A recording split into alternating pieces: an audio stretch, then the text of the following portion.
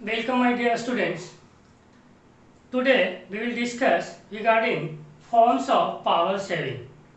See, in previous video we have discussed regarding need or desire of power sharing. Similarly, we discussed in previous video the idea of power sharing. Now we will discuss forms or type of power sharing. See, powers are shared in many ways in democracy. Democracy powers कई तरह से जो है share किया जाता है ना, among the citizens. तो वो जो पावर शेयरिंग का फॉर्म्स है वह मेनली आपको चार पढ़ना है, जिसमें power sharing among different organs of government, दूसरा है पावर शेयरिंग अमॉन्ग आपका जो सेंट्रल गवर्नमेंट और स्टेट गवर्नमेंट में पावर शेयरिंग है उसको पढ़ना है, तीसरा है power sharing among political parties, उसके बाद आपका प्रेशर ग्रुप्स एंड मूवमेंट्स है, उसके बाद है आपका एक और है power sharing among social groups. ठीक है, ये चार तरह का है। ठीक है, जिसमें हम लोग देखेंगे कि different organs of government, different levels of government. देखिए, एक तो हमने कल बताया, हमने पिछले वीडियो में बताया था आपको कि गवर्नमेंट का मेनली तीन ऑर्गन होता है। वह तीन ऑर्गन क्या है? लेजिस्लेचर है, एग्जीक्यूटिव है, जुडिशियरी है।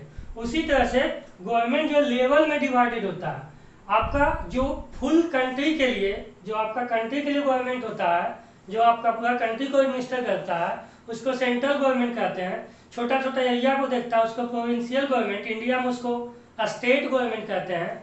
उसके बाद आपका एक छोटा लेवल पे गवर्नमेंट है जिसको हम लोग कम्युनिटीज गवर्नमेंट कहते हैं। इंडिया में इस तरह का गवर्नमेंट आपका पंचायती राज है, पंचायत है, म्यूनिसिपैलिटीज है, तो वो हो गया लेवल। ठीक है, सोशल ग्रुप में पावर शेयरिंग में कई एक तरह का सोशल ग्रुप्स है, जैसे वेरियस लैंग्वेज है, वेरियस रेसेज है, ठीक है, वेरियस कास्ट है, तो ये सब के बीच वेरियस रिलीजन है, ये सब के बीच भी पावर शेयर होता है। उसके बाद कुछ पार्टीज है और प्रेशर ग्रुप्स है, वो सब के बीच भी पावर शेयर होता है। तो सबको हम एक एक करके डिस्कस करेंगे। उसमें ये फॉर्म्स ऑफ पावर शेयरिंग में तो मेनली चार है, आप याद रखिएगा। Organs of government, levels of government, उसके बाद सोशल ग्रुप्स, उसके बाद पॉलिटिकल पार्टीज और प्रेशर ग्रुप, ये चार फॉर्म्स ऑफ पावर शेयरिंग है। ठीक है, तो आज हम लोग देख रहे हैं share of power among different organs of government. तो हमने बताया कि गवर्नमेंट का ऑर्गन्स कौन है? गवर्नमेंट का ऑर्गन्स तीन है। ये है आपका लेजिस्लेचर, दूसरा है आपका एग्जीक्यूटिव और तीसरा है आपका जुडिशियरी। ये देखिए, इंडिया में जो पावर शेयरिंग है, ये तीनों का आपका जो फंक्शंस है, इसका क्या काम होना चाहिए, ये कॉन्स्टिट्यूशन में स्पेसिफाइड कर दिया गया है कि आपका ये काम है, आपका ये काम है, आपका ये काम है। तो हम इसको देख लेते हैं। सबसे पहले लेजिस्लेचर कहेंगे किसको, मतलब इसका कंपोजिशन क्या है, कंपोनेंट क्या है। तो इंडिया में लोकसभा, जिसको हम लोग द हाउस ऑफ पीपल कहते हैं, राज्यसभा, जिसको हम लोग काउंसिल ऑफ स्टेट्स कहते हैं, और प्रेसिडेंट, ये तीनों मिल करके जो है लेजिस्लेचर को फॉर्म करता है। देखिए, कोई भी बिल, ये आपका दो हाउस है।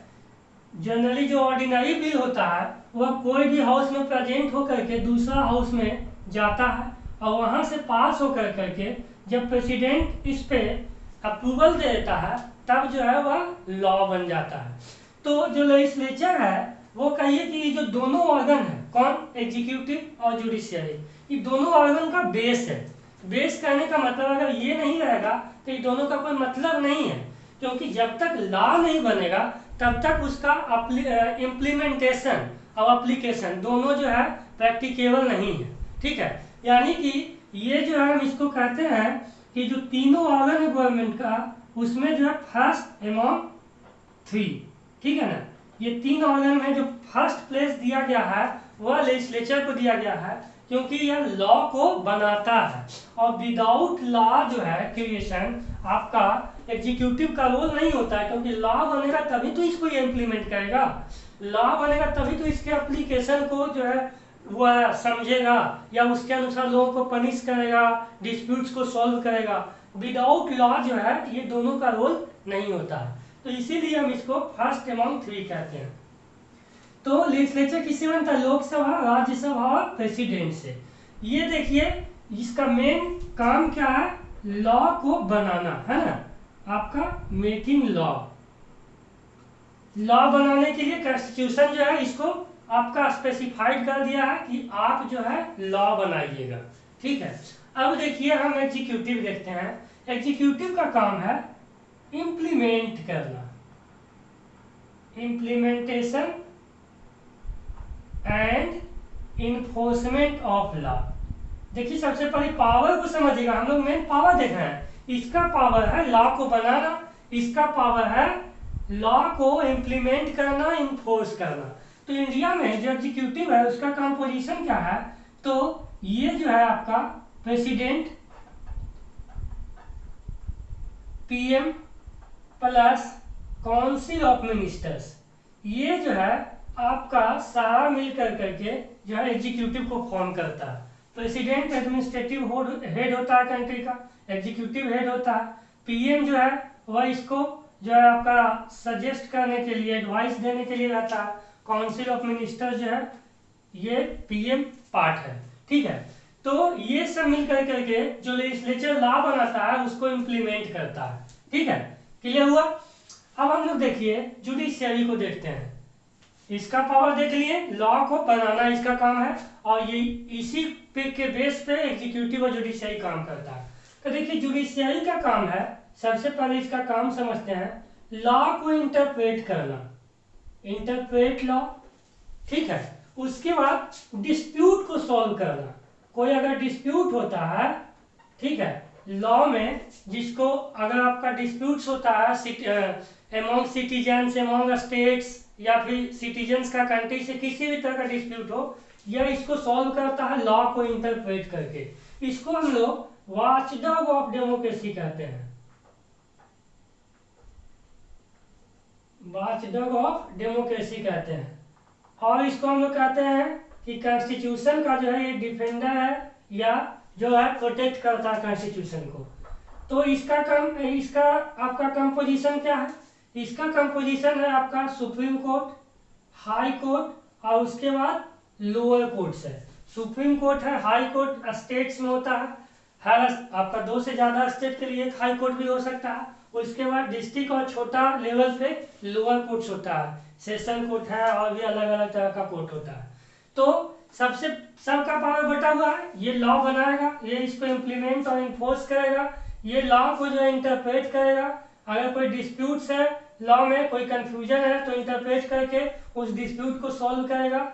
और इसको हम लोग वॉचडॉग ऑफ डेमोक्रेसी इसलिए कहते हैं क्योंकि आपका ये जो है प्रॉपर सिटीजन्स के पास जो है आपका ये जो लॉ इनेक्ट किया है उसको जो है, या फिर जो इम्प्लीमेंटेशन हो रहा है वो सिटीजन्स के पास उसका बेनिफिट पहुंच रहा है कि नहीं, ये सब जो है देखता है। ठीक है, आपका एडमिनिस्टर जस्टिस भी हम इसको लिख सकते हैं, जस्टिस प्रोवाइड करता है सिटीजन को।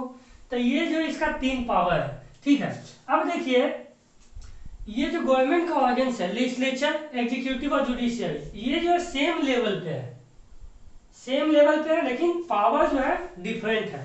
यानी कि ये जो है आपका तीनों जो है आपका इक्वल लेवल पे है, लेकिन डिफरेंट पावर्स जो है आपका डिफरेंट फंक्शंस जो है आपका प्रोवाइड करता है, या डिफरेंट फंक्शन जो है ऑर्गेनाइज करता है। तो इसको हम लोग हॉरिजॉन्टल डिस्ट्रीब्यूशन ऑफ पावर कहते हैं, क्योंकि ये देखिए हॉरिजॉन्टली है। ठीक है, हॉरिजॉन्टल डिस्ट्रीब्यूशन ऑफ पावर इसलिए कहते हैं क्योंकि सेम लेवल पे है, लेकिन डिफरेंट पावर ऑर्गेनाइज करता है, और ये इसका जो पावर्स और फंक्शंस है वो एज पर कॉन्स्टिट्यूशन जो है करता है। ठीक है, अब देखिए ये सेपरेशन ऑफ पावर क्यों किया गया है। ये सेपरेशन ऑफ पावर ये इसलिए किया गया है so that no organ can exercise unlimited power. देखिए कोई ऐसा ऑर्गन नहीं हो जिससे उसके पास जो पावर अनलिमिटेड हो जाए, तब क्या करेगा कि उससे जो है आपका सिटीजन्स को प्रॉब्लम होने लगेगा, सिटीजन्स जो है अल्टीमेटली उससे सफर होगा। ठीक है, तो यह इंश्योर करता है सेपरेशन ऑफ पावर या शेयर ऑफ पावर, यह आपका इंश्योर करता है कि no organ of government exercise unlimited power. ठीक है, अब देखिए हमने बताया अभी कि the functions of 3 organs are specified in the constitution, constitution में स्पेसिफाइड है। अब देखिए इसी में है systems of checks and balance, balance of power भी हम उसको कहते हैं। इसके लिए हम एक अलग वीडियो बनाएंगे, लेकिन इसमें हम थोड़ा सा इसको देख लेते हैं ताकि ये टॉपिक जो है आपको एक बार में ही समझ में आ जाए। तो देखिए बैलेंस ऑफ पावर होता क्या है, सबसे पहले ये समझिए। देखिए इसके पास आपका पावर है कि लॉ को बनाएगा, लॉ को बनाएगा। अब देखिए लॉ जो है वो ऐसा भी बना सकता है जो कोई पार्टिकुलर सोसाइटी को, मतलब पार्टिकुलर सोशल ग्रुप्स को, पार्टिकुलर जो है पर्सन्स को फेवर करे, ठीक है। तो लेजिस्लेचर जो है ऐसा लॉ बना सकता है। तो इसके लिए क्या करता है कि जुडिशियरी के पास जो पावर है वह लॉ को इंटरप्रेट कर सकता है और चेक करता है कि ये जो लॉ बना रहा है कहीं फंडामेंटल राइट्स को वायलेट तो नहीं कर रहा है, ठीक है। अगर कोई लॉ जो है फंडामेंटल राइट्स को वायलेट करता है तब क्या होता है, तब क्या होगा कि ये जो है आपका इस लॉ को आपका नल कर देगा, नल एंड वाइड कर देगा, ठीक है। यानी कि अगर कोई ऐसा लॉ है जो एज पर कॉन्स्टिट्यूशन नहीं है, ठीक है, या फिर किसी फंडामेंटल राइट्स को वायलेट करता है, ठीक है, तब जो है जुडिशियरी उस लॉ को जो है आपका नल एंड वाइड डिक्लेयर कर सकता है। एक बात समझिए, देखिए जिस तरह से लॉ बनाने का काम लेजिस्लेचर जो है आपका सेंट्रल लेवल पे लोकसभा, राज्यसभा, प्रेसिडेंट है, उसी तरह से आपका स्टेट में स्टेट असेंबली है, ठीक है, स्टेट असेंबली, जिसके मेंबर को हम लोग कहते हैं MLA, member of legislative assembly. इसके मेंबर को हम लोग कहते हैं एमपी, मेंबर ऑफ पार्लियामेंट। तो देखिए उसी तरह से स्टेट असेंबली है। अब देखिए ये भी लॉ बनाता है लेकिन इसका ज्यूरिसडिक्शन जो है पूरा कंट्री पर है। ये भी लॉ बनाता है लेकिन इसका जो ज्यूरिसडिक्शन है, जो आपका एरिया है, वह अपने स्टेट तक लिमिट है। तो दोनों क्या काम कर रहा है, लॉ बनाने का काम कर रहा है। इसको हम लोग आगे समझेंगे डिफरेंट लेवल ऑफ पावर में। अभी ये समझिए कि जिस तरह से आपका जो सेंट्रल लेवल पे लेजिस्लेचर, एग्जीक्यूटिव, जुडिशियरी है, आपका president, PM, council of minister है, उसी तरह से आपका लोअर लेवल पे भी 3 ऑर्गन ऑफ गवर्नमेंट है। स्टेट असेंबली है ना, जिसमें आपका जो है आपका मेंबर ऑफ लेजिस्लेटिव असेंबली पूरा आ गया, ठीक है, और इसमें आपका आ गया CM plus council of ministers, ठीक है, काउंसिल ऑफ मिनिस्टर्स, और उसके बाद ये आपका गवर्नर, ये तीनों आ गया, और इसमें आपका हाई कोर्ट है। तो देखिए इस लेवल पे भी ये क्या बनाएगा, लॉ को बनाएगा, ये इसको इम्प्लीमेंट और इन्फोर्स करेगा। और ये जो है इंडिया में आपका सेंट्रलाइज कोर्ट है, सेंट्रलाइज जुडिशियरी है। हाई कोर्ट और सुप्रीम कोर्ट दोनों जो है इसको जो चेक कर सकता है, ठीक है। तो अभी यहाँ पे देखिए बैलेंस ऑफ पावर या फिर systems of checks and balance समझ में आ जाएगा। ये लॉ बनाएगा। अगर लॉ जो है एज पर कॉन्स्टिट्यूशन नहीं होगा या किसी फंडामेंटल राइट्स को वायलेट करेगा तो सुप्रीम कोर्ट या हाई कोर्ट उसको नल एंड वाइड डिक्लेयर कर सकता है। ऐसा एक एग्जांपल देखिए, अभी हाल ही में क्या हुआ कि शाहीन बाग में जो है आपका जब प्रोटेस्ट हो रहा था तब क्या किया कि बहुत सारे लोग जो है यूपी में आपका बहुत तोड़फोड़ किए, ठीक है। तो तोड़फोड़ किए तो जो वहाँ के माननीय मुख्यमंत्री हैं श्री योगी आदित्यनाथ, उन्होंने क्या किया कि ये जो तोड़फोड़ करने वाले हैं उन सब का पोस्टर चिपका दिया आपका रोड पर, ठीक है, कि ये लोग जो है आपका तोड़फोड़ किए हैं, जो आप जो है हर्जाना भरिए। अब देखिए यहाँ पे जुडिशियरी का काम स्टार्ट होता है। लॉ ये कौन किया, एग्जीक्यूटिव किया, कि एग्जीक्यूटिव है सीएम और काउंसिल ऑफ मिनिस्टर।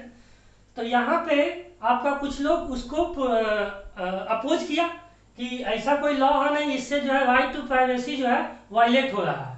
तो ये आपका हाई कोर्ट पूछा, इलाहाबाद हाई कोर्ट, कि किस लॉ के तहत, है ना, as per which law you have done this. तो देखिए जैसे ही अगर कोई काम करता है एग्जीक्यूटिव या आपका लेजिस्लेचर, तब जो है तुरंत उसके बाद आपका कोर्ट का काम, जुडिशियरी का काम स्टार्ट हो जाता है कि जो काम कर रहा है वो एज पर लॉ है कि नहीं। अब ये बताएं कि जैसे ही आपने इन्होंने वो काम किया कि पोस्टर लगवाया, जैसे ही जो है आपका ये हाई कोर्ट बोला कि आपने किस लॉ के तहत ये काम किया है, ठीक है, यानी ऐसा कोई लॉ तो है नहीं। तो कोर्ट ऑर्डर दिया कि जल्दी से अपना पोस्टर हटाइए। तब तुरंत जो है आपका यूपी गवर्नमेंट क्या किया कि एक ऑर्डिनेंस लाया। और देखिए जिस तरह से लेजिस्लेचर लॉ बनाता है, ठीक है, जब लेजिस्लेचर जो है आपका सेशन में नहीं होता है, मतलब उसका बैठक नहीं होता है, तब गवर्नर और प्रेसिडेंट को पावर होता है ऑर्डिनेंस निकालने का। वह भी जो है पार्लियामेंट जो लॉ बनाता है या स्टेट असेंबली जो लॉ बनाता है उसके इक्विवेलेंट होता है। तो उन्होंने ऑर्डिनेंस जो है पास करवा दिया कि जो है हम हरियाणा ले सकते हैं, उस तरह का एक लॉ है, उसका कुछ नाम है, आप देख लीजिएगा।